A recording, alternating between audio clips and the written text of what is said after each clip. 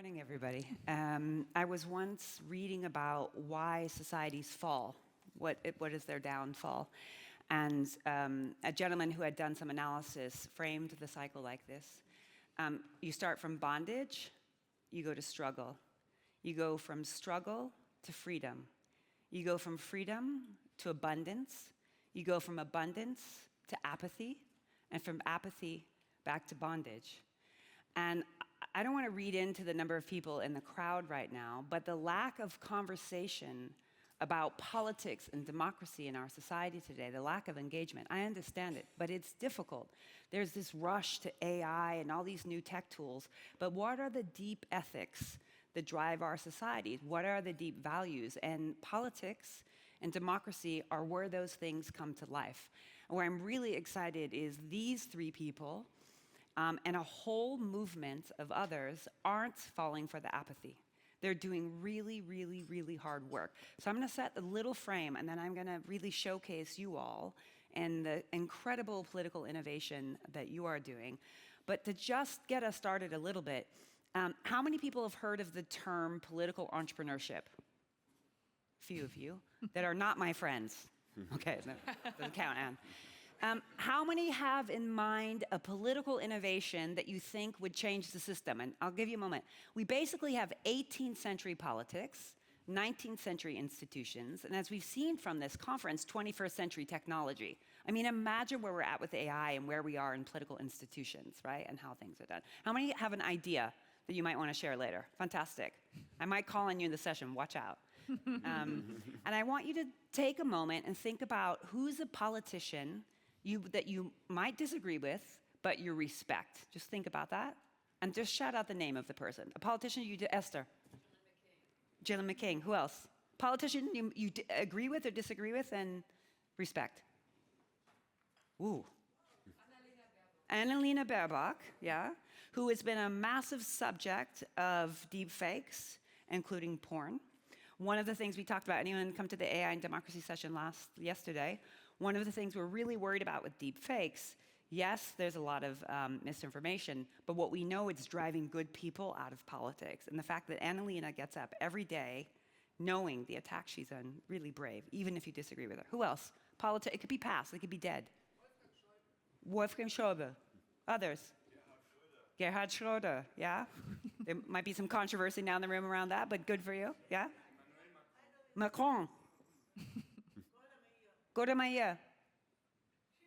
Shimon Peres. John McCain. John McCain. That's what you said, John McCain, yeah. Henry Kissinger, yeah. Just passed. It's wonderful that we have these names, but what if being a politician was one of the most respected roles in our society? What would be different? I'm going to ask you to think about that. I'm going to give you a little backdrop. So when I was a former young person, I was still-ish, turned 50 this summer. I was working in politics, and I would go back. I'm from Washington State, from Seattle. I came back from college, and I wanted to elect good, ethical people into politics. And when I went to the political party said, yeah, we have a training program, and they take people, often who have money or well-known or are from connected families. In my context, usually white men, it was at the time. This was 29 years ago. And they teach them how to raise money and give speeches. And at the same time, I was working at a leadership training institute that did really transformational, ethical, what does it mean to be a leader? And I thought to myself, why aren't these things the same? Why aren't we recruiting transformational people into politics and supporting them of all walks of life? We have to teach them how to be political, and particularly for people who don't come from political families. As we say, whose ring you need to kiss to get elected. And then can you actually teach them to be policymakers, right? Because you don't go in to win. You win so that you actually can change people's lives. So I co-founded something called the Institute for a Democratic Future. This was 29 years ago. And we, for the last 29 years, have been getting new and diverse people into politics. Fast forward, long story how we came back to this at Apolitical. We started a foundation to say, if now's not the time to thinking about scaling, how to bring, in nonpartisan ways, new and different people into politics that are transformational. When will it be?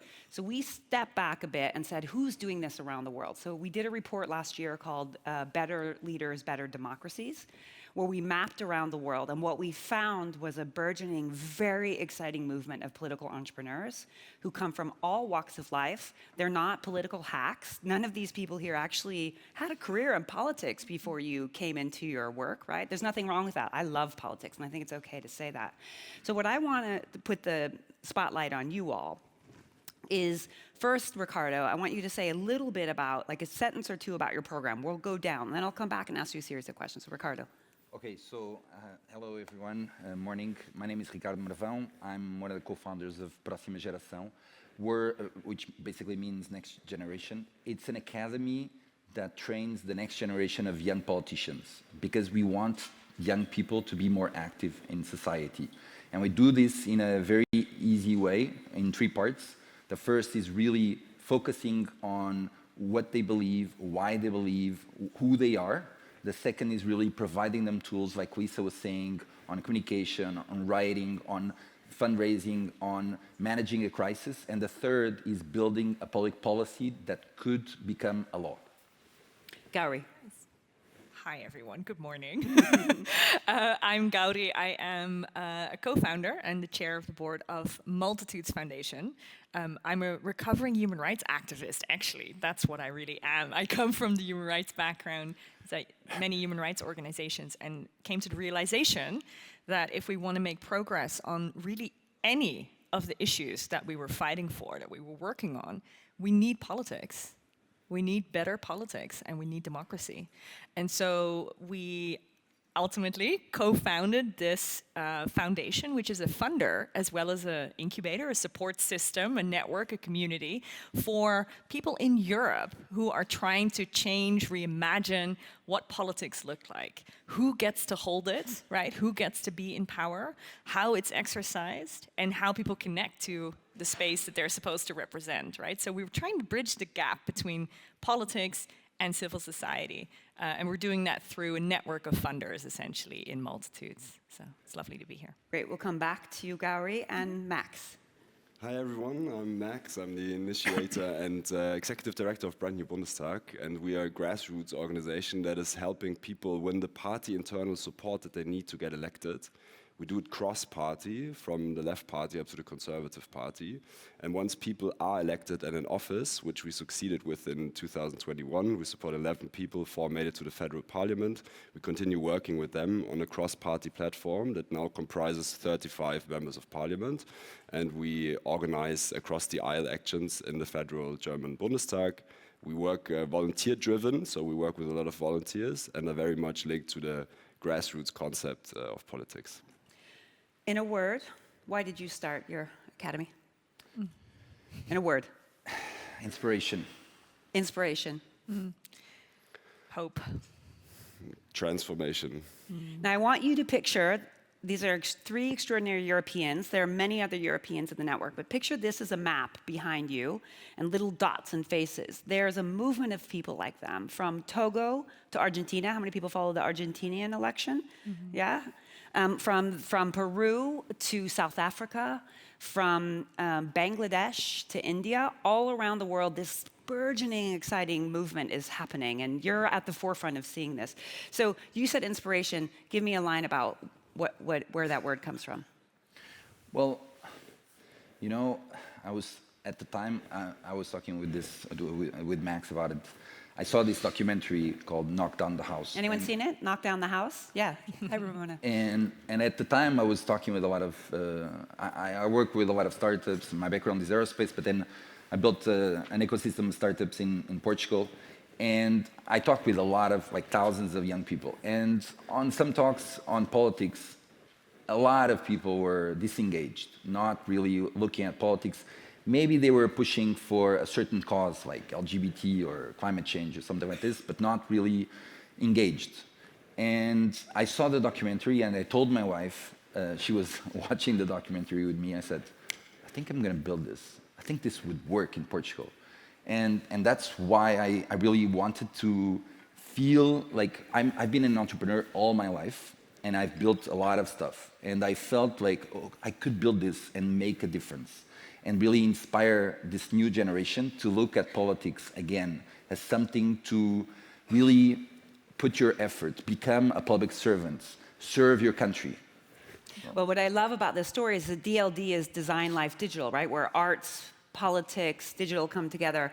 Here was film that brought this. One of the things I've just put out there to the world, if anyone wants to make a documentary about this growing movement of political entrepreneurs, we really could use it to inspire the people. Gauri, what sparked you to do it? Well, I said hope. I want to be part of co-creating the world we want to see instead of tearing down the world we have, right? So moving from just criticizing to building. And the hope that I saw was exactly what Lisa's talking about. All across Europe, because we work across Europe in all countries here, we started seeing these ideas, brilliant ideas, people who are organizing, because organizing is part of politics, right? It's all one continuum. So organizing on issues, people who are starting to run for office who normally wouldn't have. And all of them told the same story. We have ideas, but we don't have support. We don't have money. We don't have the backing. And our inspiration was, can we create a nonpartisan safety net, a backbone of support, basically, to say, we have your backs. We want to try this. Let's try it together with other funders. We're going to innovate this entire space. And so that's sort of the driving force of hope that we see all across the region, actually. And so I feel very, very proud to support them from behind and to see all these new initiatives around this region pop up. And we've now funded over 13 different new initiatives that are building up in this space. So that's my inspiration, my hope. Now, Max, you were a lawyer and you worked on the refugee issue. You were a social entrepreneur. You probably call yourself that, but I call you now a political entrepreneur. What made you make that switch? Yeah, well, I mean, I was one of the driving forces behind the refugee law clinic movement in Germany. I don't know if you're familiar. They're student-run law clinics, so legal counseling services for refugees and migrants. And there are now 38 of those all across the country, and there are 45 law schools, so it's really a big movement. And we brought it together to an umbrella association, which made me end up doing a lot of advocacy and lobby work in the federal parliament. And that made me actually realize how important it is who we are talking to and who's sitting in the parliament. I then switched sides. I was advising members of parliament on migration policy issues for some time. And I could also see the frustration of people that are in these political roles because they have a very limited range of maneuver oftentimes, and they are also kind of like missing an understanding how they can collaborate strategically with civil society or with other forces in society to really kind of like unleash a stronger dynamic. And that left me behind puzzled, and then this is the link to Ricardo, because I also watched a documentary and I was like, okay, we need to do this in Germany. And this was actually my starting point as well in May 2019. We spoke to a lot of people within the political parties, and everybody immediately said, yeah, you know what, it's desperately needed, because people that do political work in the parties, there are a lot of people that do it for the right reasons and with a lot of motivation, but a lot of people get very frustrated quite easily. And yeah, this was the starting point, and my word was transformation, because I realized, for example, also in the migration context, I mean, we all know that we are really not able to kind of like change the paradigm of immigration, right? We always talk about this in a very polarized way instead of thinking about it in a future-oriented way. And this made me realize how important it is that we are really working on the level of legislation, right? Also in the context of fighting the climate crisis and so on. If we want to change paradigms, then legislation is the strongest lever, and we need to be continuing to work for this political change. Including government regulation on technology. I mean, it doesn't happen in a vacuum. Someone has to go in and actually do it. How many Germans do we have here? I'm just curious. And I want you to be very proud, if I could invite you to, because there's a really interesting thing going on in Germany. It's a hotspot of political entrepreneurship. I've been in Germany 12 years now. When I first moved as an entrepreneur, I never would have guessed that Germany would be the hotspot around the world of political entrepreneurship. US is too. There's just a lot of money that goes into this space. But there's brand new Bundestag, there's join politics, and there's something called love politics. 3 dynamic sort of new forces working with parties, working within the system, outside the system. So check them out. It's something I think really a pride as a near German. Hopefully I get my passport this year. I could be. Okay, let's give these folks a success story. Okay, so in our first batch, we had 30 students or 30 young people that participate. And they range, right, from migrant backgrounds, Yes, all range, yeah. all sorts of social, economic women, backgrounds, yeah. men, women, all over Portugal. And like I said, at the end, they write a public policy that we want them to actually go through the process of going to Parliament and actually try to make it work. And so one of the young people, he was diagnosed with diabetes, type 1. And in a first conversation with his doctor, he understood that there was a problem, especially with parents that have young children that have diabetes type 1. I mean, the parents don't sleep because they're like always afraid of something that could happen during the night. And so he researched with his group and he said, I want to build something on this. And so he basically wrote a public policy that then he went into not only the research, spoke with a lot of doctors and families, arrived to a point where he said, okay, we have enough. Then he lobbied through understanding which party at Parliament would be the best channel for it to introduce at Parliament. They introduced it to Parliament, it was voted, and it was approved. And what was the time frame from the beginning of the idea until that? About 6 months. Okay, so who says change can't happen quickly through one person's initiative, right? And then after about 3 months, it really became a law. And then I remember the biggest newspaper in Portugal came out with the news of this legislation, saying also that this will have an impact on 10,000 families in Portugal. Basically, it's a financial subsidy for the parents to buy these pumps, new pumps that the kids can use during the night. And it was an amazing impact. And one of the things that was really interesting was for them to finally understand we're not just doing like a 3-month course. This is a possibility for them to understand that it's maybe just one person or a small group of people can make a change. It doesn't take that long. You just have to have a bit of help, understand the process, and make it happen. One of the things that we interview politicians is they have most of them have no policy training before they go into politics. And so it's very hard to understand it. And so we're looking at a voluntary accreditation program to help bring design thinking, a lot of things that entrepreneurs use, into thinking about developing legislation. Gauri, a success example. These are all relatively new and already have stories, yeah? Yes, that's right. So we sort of support different initiatives in a couple of categories, and I think it's just incredible to see that in every single one, we're finding these incredible initiatives that are having success, right? So on the one hand, for example, in organizing, so there's this amazing initiative in France, which is also actually a hotspot for, especially on the organizing side. It's amazing what is happening there, and generally on sort of political innovation as well.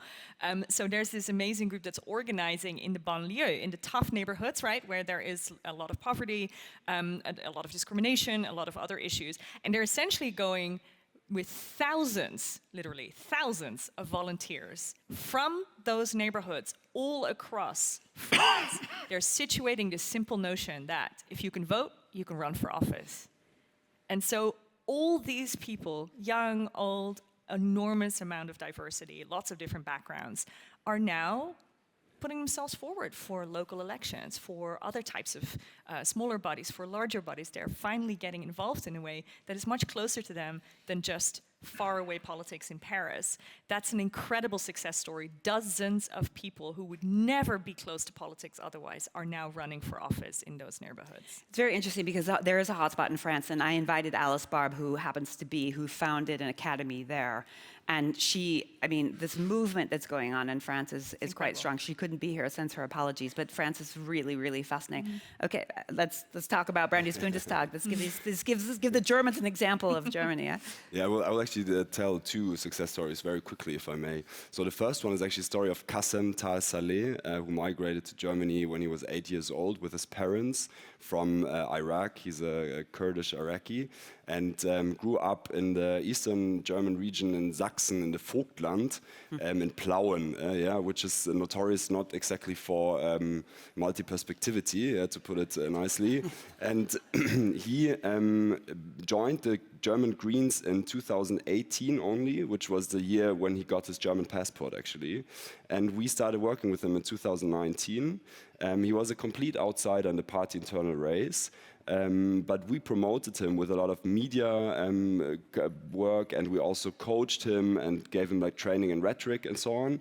And he ended up beating the spokesperson of the Greens in Sachsen and got the 4th list position, which was the last seat that gave him an entry into the parliament in Sachsen. And he was actually the first person of color from Sachsen elected to the German Bundestag. And he's now one of the spokespersons for construction policy in the German Bundestag. So this is our candidate support work. This is how we work in party internally.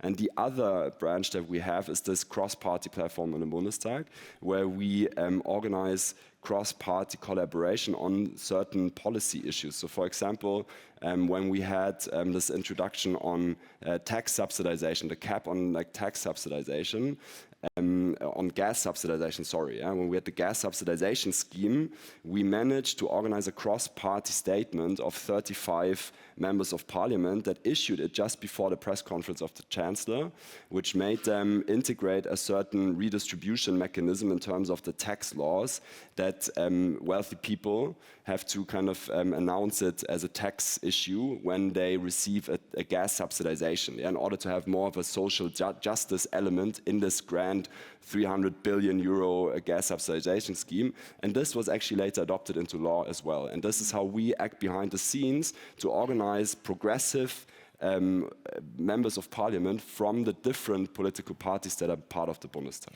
What I love about political entrepreneurs, I mean, entrepreneurship is hard. I've built companies and political things.